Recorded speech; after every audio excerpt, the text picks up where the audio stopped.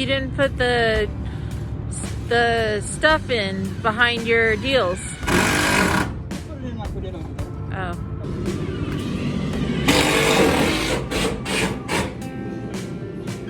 Where you're at down there?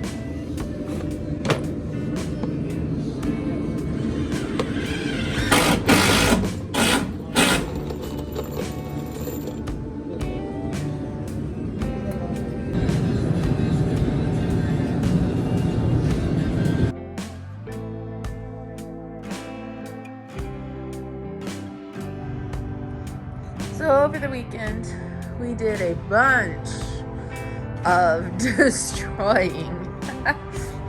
I don't know if there's any other word to describe it, but tearing down like that whole wall through there. That one, that was all up. It's down now. Side of the barn is off over here. The door is missing back there where you see that hole, and that's gonna actually be filled in, not be a door anymore.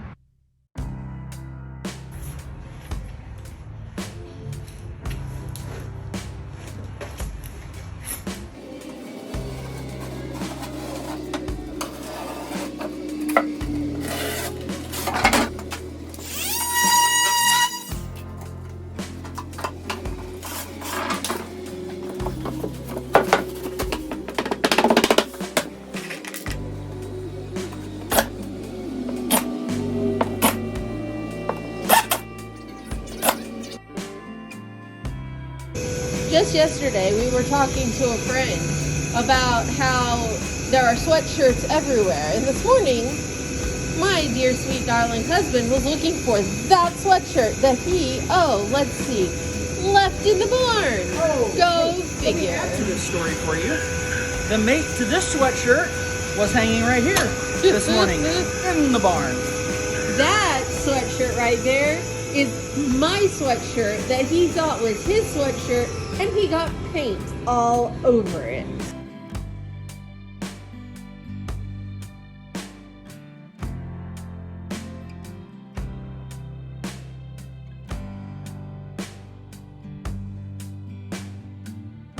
Hello, Video Land. I caught this pro tip on another YouTube channel, but I don't know who it was. That if you run your hole saw and sheetrock backwards, it won't grip and grab and try to tear your arm off like it will if you run it forward.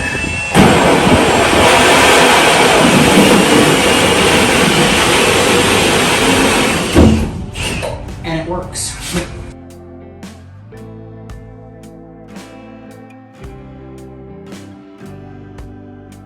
But that's the beauty part about these canless lights, is they have a clip on two sides, and they're only about yay thick. So they'll go right up in there and sit right up against the bottom of that stack.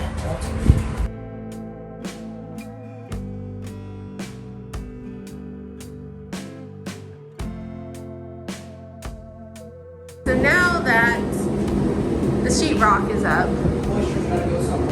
in the corners here, we're going to put some kind of board. I don't know. I don't follow. But that one, he knows and understands, so it's good. This is going to be wrapped in something. Again, I don't know. Apparently, I did a bad taping job and mudding job, so they had to fix it. And it didn't dry overnight because we got rain. Who knew that wrapping paper could be so versatile? So why is there wrapping paper on the windows and the door? So that when we shoot texture, we don't have to scrape it off. We're going to be doing knockdown. What is knockdown? Well, it uses this handy contraption of a gun. We already had one, but it got messed up. So I'd buy a new one. So that's what it's doing, is putting it together. So you put your goop up here, and it spatters it out on the walls here.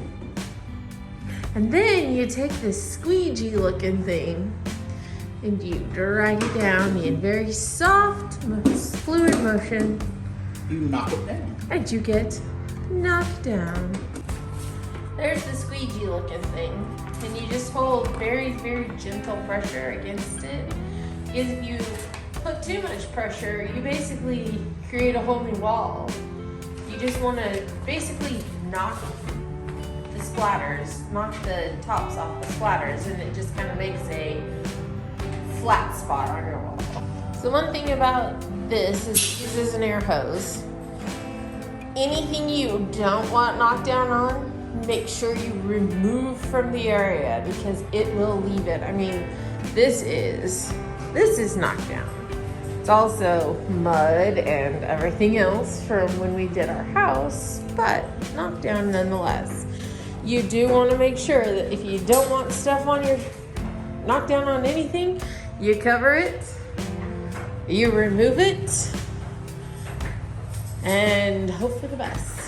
We're actually going to take the door off the hinges. I wrapped the other door, but I think we're going to take this one off because it'll be easier to be fun, right? Okay, so what did you do here? Mix mud with water. You want it to be the consistency of toothpaste, basically. So we got a piece of sheetrock that we're gonna do as a tester because you don't want to have to scrape it all off the walls. It's not right.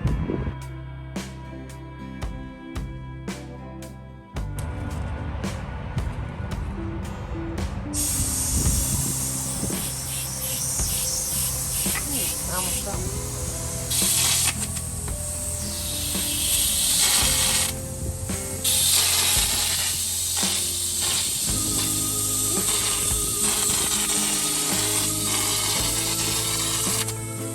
Another word to the wise.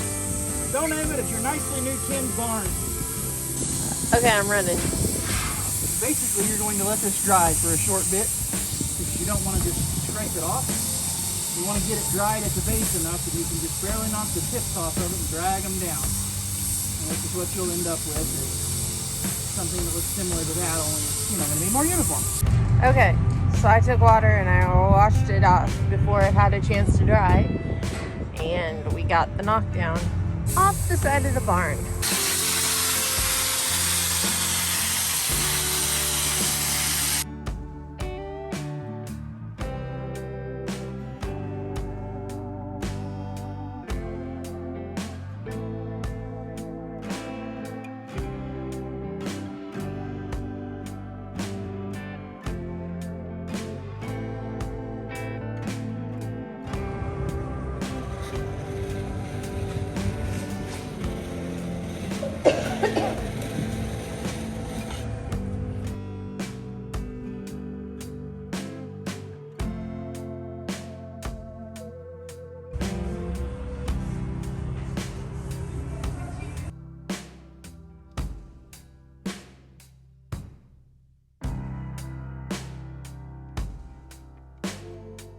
This paint, looking at it, is Behr paint from Home Depot.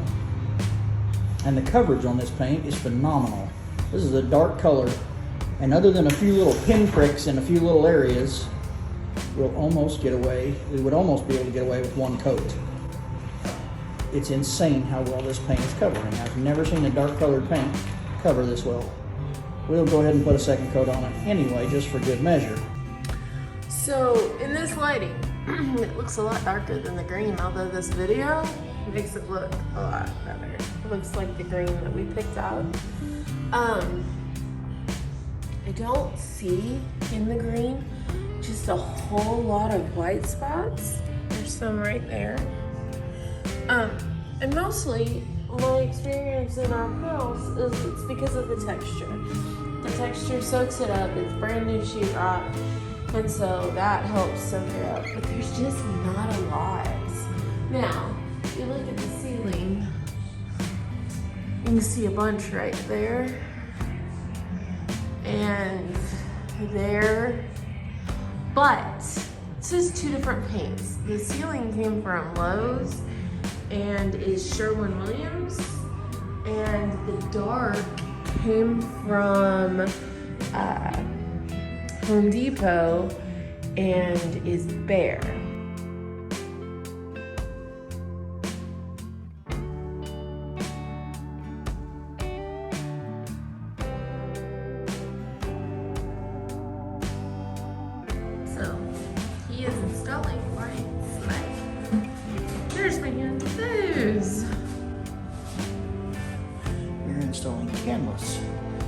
recessed lighting. That's how deep it is. That's big it is. Monstrous it is. Run your wires into the box. Connect the box to the light. Push the light up through. And these little clips hold down against the sheetrock, pulling the light up against the bottom of the sheetrock. It's so thin that with 1/2 inch sheetrock, even if I go over a ceiling joist, I can still put the light in. A lot of people will open this knockout up and simply run your wires into it. That's kind of dangerous. Over time, your wires will rub against it and cut holes in the sides of them. So you want to put what's called a Romex connector into it. And that just protects the wire, keeps it from getting cut. Tuck this into our pocket while we prep the wire.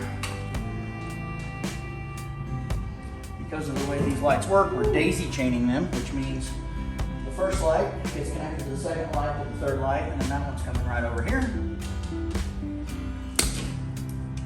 I'll cut those curly ends off of there. Lay both of these down on the same side as that ceiling joist. Like so. Peel the shielding off of both wires. Being careful not to cut the shielding of the wire inside. Peel the paper back. Peel your ground paper back. Tear it off. Cut off the sheeting. Same thing for the other wire.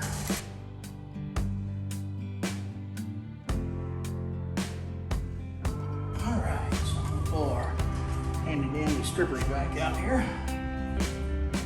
About 3/4 of an inch off all of the encased wires. And we'll pull our handy dandy box back out.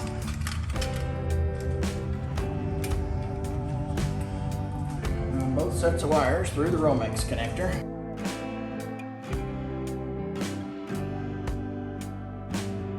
The next piece is pretty simple.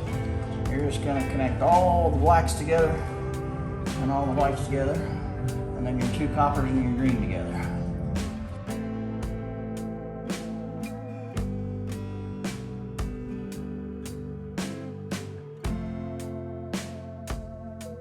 Ground is always your first to make and your last to break. Alright, so you just close up your little control box here. It does have a setting in it to select the light color that you want. 3,000 Kelvin, 4,000 Kelvin, or 5,000 Kelvin on this particular brand. Grab the light here. What did you choose? 4,000 is what we're going to start with.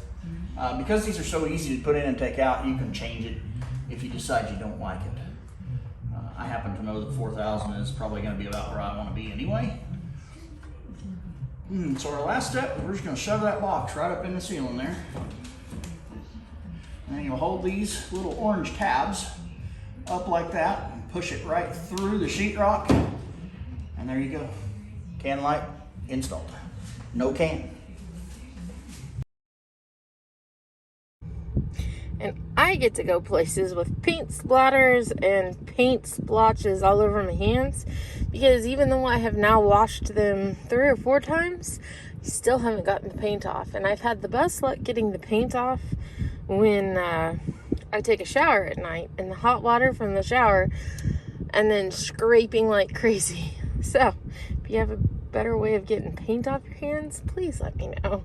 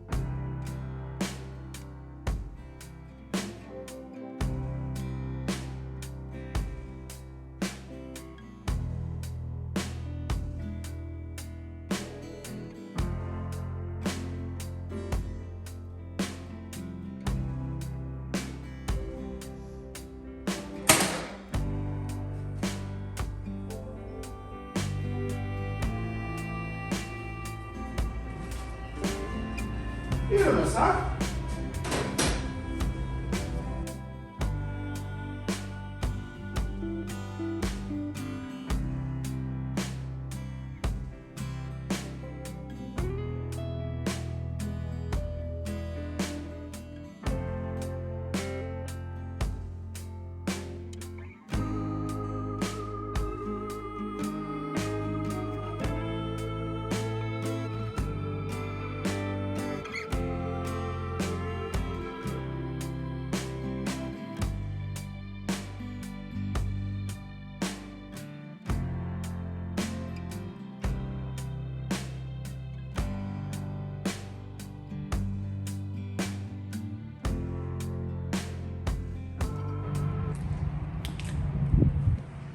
Door was already open, but let's take a look at the masterpiece. It's not completely done. Still have to paint the door. Still have to put in whatever goes in those boxes. I don't know. I like to say it's above my pay grade. Still have to paint that door. Command Center USA. Here's the floors. We have some artwork that needs to be put on the walls. My husband bought a Robin Cook pencil drawing. So cool. We have a Army plaque he's gonna put on the wall, and a couple of awards that he got from his service. We get a welcome mat. We still need to hang the blinds, as you can see, and also in hanging the blinds we need to put up curtains because he wants to be able to make it dark. But